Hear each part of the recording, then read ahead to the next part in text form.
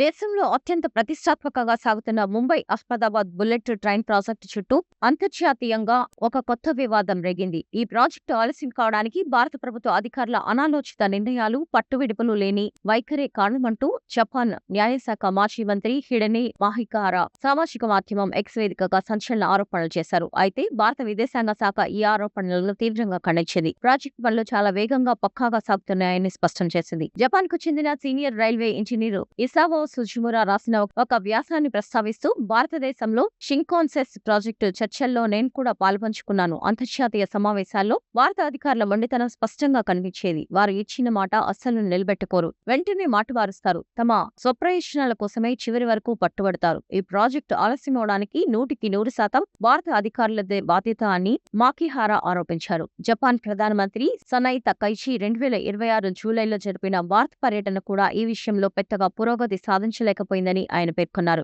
Japan నేత చేసిన ఈ ఆరోపణలను అస్త్రంగా చేసుకుని కాంగ్రెస్ ఎంపీ పవన్ ఖేరా కేంద్ర ప్రభుత్వంపై విమర్శలు గుప్పించారు. అత్యంత కీలకమైన సిగ్నలింగ్ వ్యవస్థ నుంచి జపాన్ను భారత్ తప్పించిందని ఆయన ఆరోపించారు. ఈ వివాదంపై విదేశాంగ శాఖ ప్రతినిధి రణధీర్ జైస్వాల్ స్పందిస్తూ, ఈ ఆరోపణలు కేవలం ఒక వ్యక్తిగత అభిప్రాయం మాత్రమేనని, క్షేత్రస్థాయి వాస్తవాలతో దానికి ఎలాంటి సంబంధం లేదని కొట్టిపారేశారు. సిగ్నలింగ్ పరికరాల కోసం అంతర్జాతీయ నిబంధనల ప్రకారమే ఆర్డర్లు ఇచ్చామని, ఈ విషయంలో జపాన్ నుంచి ఎలాంటి ప్రతిపాదనలు రాలేదని స్పష్టం చేశారు.